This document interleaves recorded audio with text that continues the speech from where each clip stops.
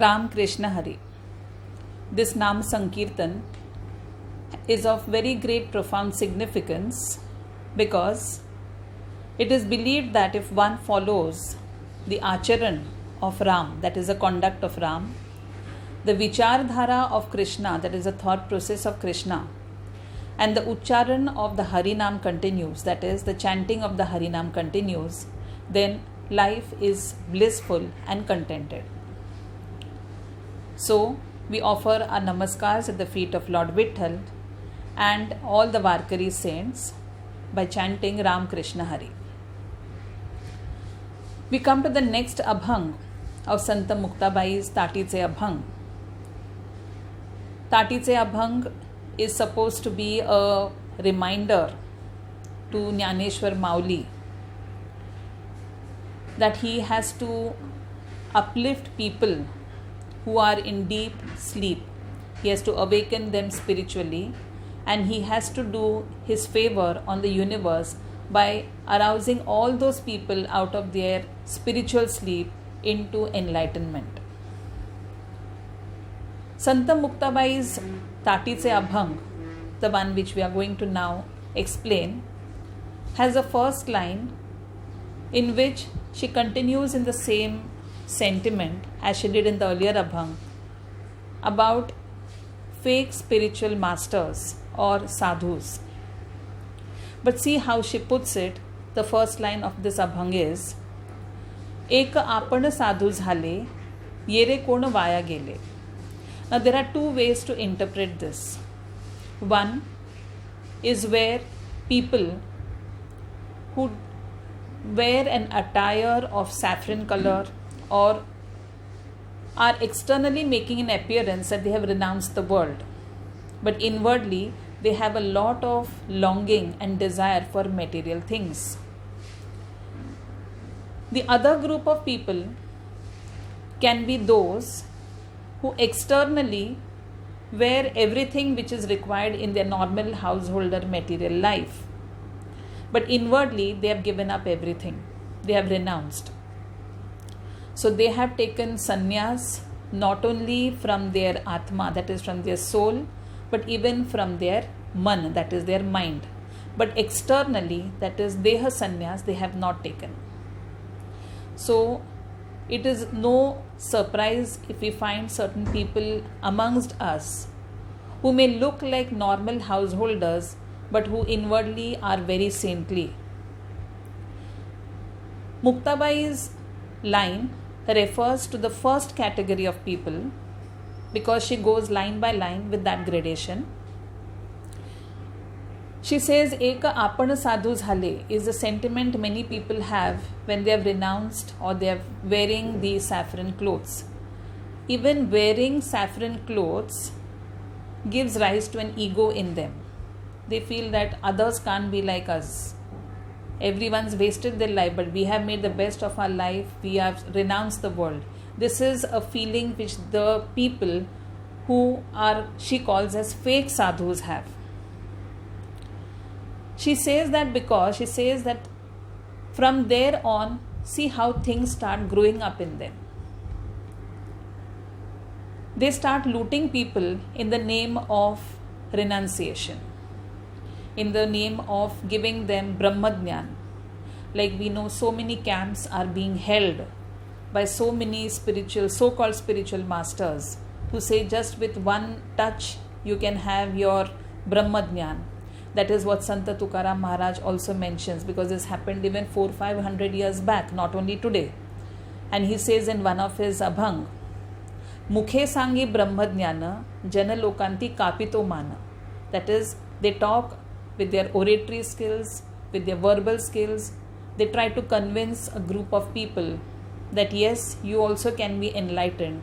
And they take or extort a lot of money from them and ultimately make these people penniless, but they have built mansions of themselves. So Muktabai is also telling us the same thing, that these people live in a false world, that they are already great, they have achieved the ultimate reality, the Brahman.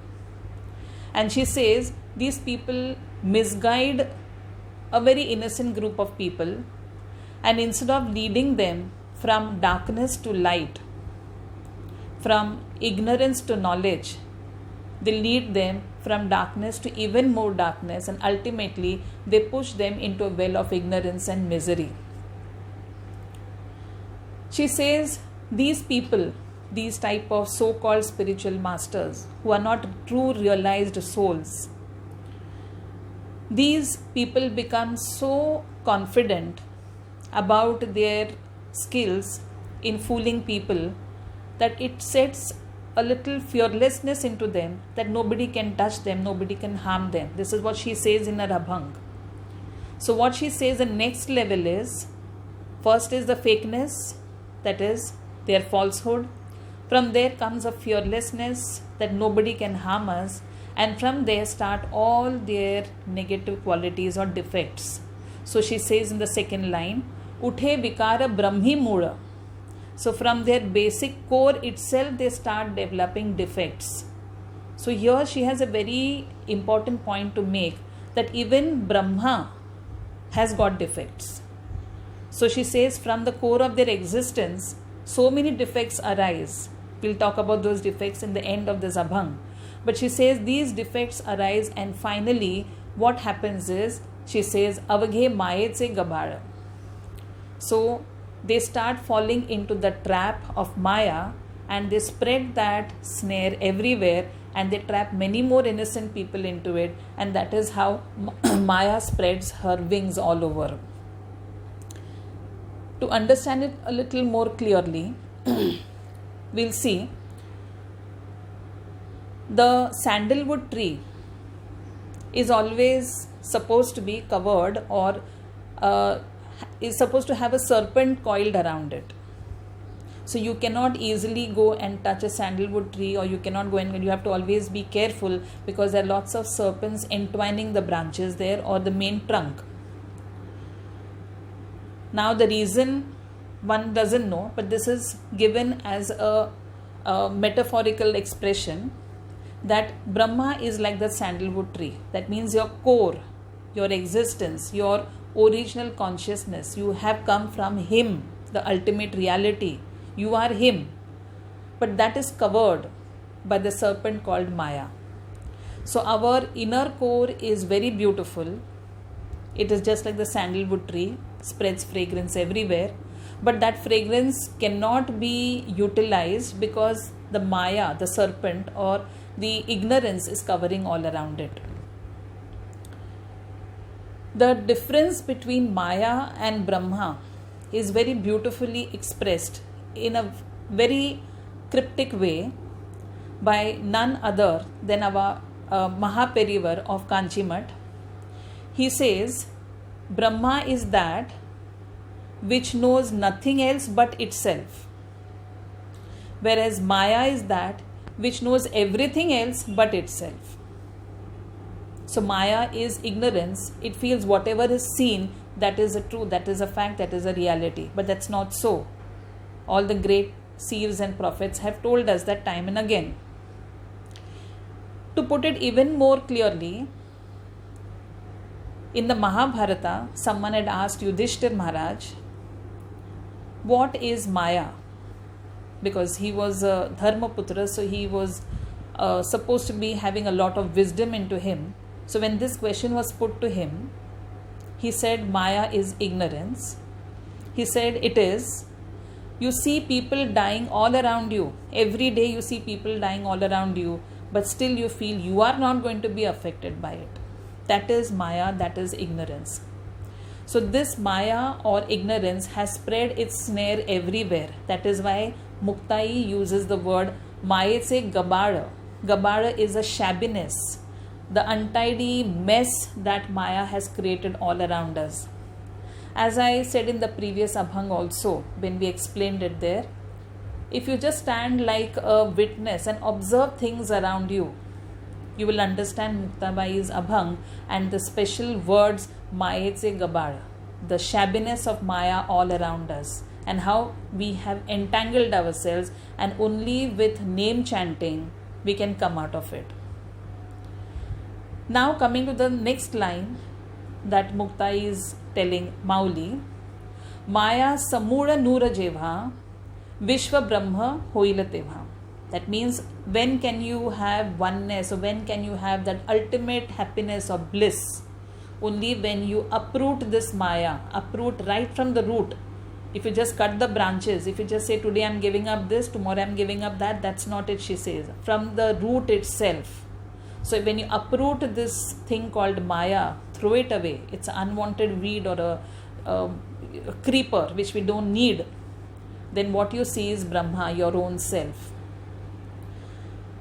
Samura means with the root. So when you just remove it, uproot and throw it off, what you see is Brahma or oneness all around you. Nisargadatta Maharaj, one of the great saints of Maharashtra, a great thinker, a great philosopher on the lines of Ramana Maharshi. In fact, he was a follower of Ramana Maharshi. Explains consciousness as being one. He says it is oneness. In that oneness, it's like a sheet, and in that white sheet, there are small dots, which are all our thought processes. If you allow these dots to enlarge, that means your thought process, when it starts becoming larger and larger, that is, your mind starts giving you more imaginative powers, then you lose touch with your consciousness and your thought becomes bigger than your consciousness, is what he says. So Brahma is oneness, or it is the total supreme consciousness. So here she says, throw the ignorance, throw the Maya out by its root, and what you'll have is the whole world, the whole universe is one. And that is why she says, Vishwa Brahma hoila teva. That time you will have the entire Vishwa, the world, is oneness, or it is bound by nothing but a unity factor. The next line, Aisa umaza adi anti, mag sukhi bhave santi. So she says, when you understand, umaza means samajne, that is to understand. When you understand this oneness is there in all of us, which she explains very beautifully in the next Tatisya Bhang. So she says, when you understand that this oneness is all in all of us, there is no beginning to it, there is no end to it. So no adi, no anta. There is no beginning, there is no end. It is one infinite river. And she says, when you realize that, she is reminding Mauli. She says, when you realize that, then you become happy, you become blissful, and that is when you will be called a true saint. So who is a true saint? One who is totally unaffected by whatever the world says to him, because he knows that this is all nothing but Maya. He knows that the man who is slapping him, he knows a man who is cursing him. These are all people, these are all Maya, ignorant. But he is a saint. She is reminding him, he is a saint. So she says, if you need to be happy, you have to throw these things out of your system. You have to throw Maya out of you, that ignorance which has crept into your mind. That I have been disappointed by the action of people. That should not creep into your mind, she says, because you are a saint. And she says, when you realize that this oneness is there in all of us, then only you will be truly blissful as a saint. The last line, she says, Kama Krodh Mage Sara. Now she is giving him a gentle but a firm instruction that Kam and Krodh, keep it away from you, swipe it away from you. Now Kam Krodh, it is Mauli himself in his Jnaneshwari later on writes, which we'll come to. In that he writes that he gives a beautiful explanation, a question which he puts to readers. What is it that binds you? It's not a rope, it's not a belt. And he himself answers it as Kama, that is our desire. Our desires bind us. Our desires make us bound to so many things. That's why we keep doing so many wrong things, because we need to satisfy, if not our desires, at least desires of the people who are close to us. Second, he says is Krodh. Krodh is anger. And he asks a question again here. What is it that burns without fire? What is it that drowns without water? So the ultimate answer he himself gives us, that it is anger, it is Krodh. So anger and desire, he himself says in his Jnaneshwari, are the parents of all vikar. Vikar means defects. So they are the father and mother of all the defects. So when you have desire and when you have anger, these are the parents of all negative qualities in us. So what will be the children like? They will be obviously leading nothing but to destruction. So here, when he writes it in Jnaneshwari later on, but he has been reminded about this by his younger sister Muktai, and she tells him, Kam krodha mage sara. So leave aside your anger that you have against that man who said something to you, or towards a society which has been very cruel to you. Keep those things away. And she says, Tati ugda Jnaneshwara.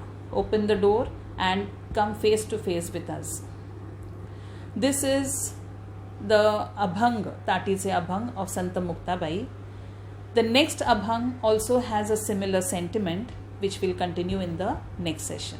Till then, Ram Krishna Hari.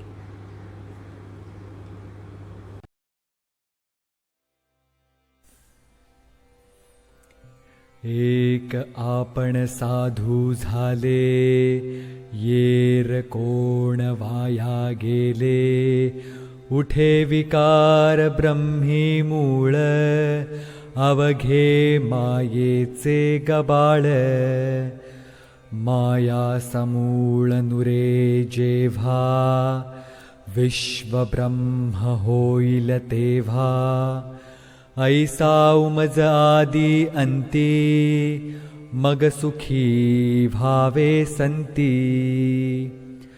काम क्रोध मागे सारा, ताटी उघडा ज्ञानेश्वरा, ताटी उघडा ज्ञानेश्वरा, ताटी उघडा ज्ञानेश्वरा.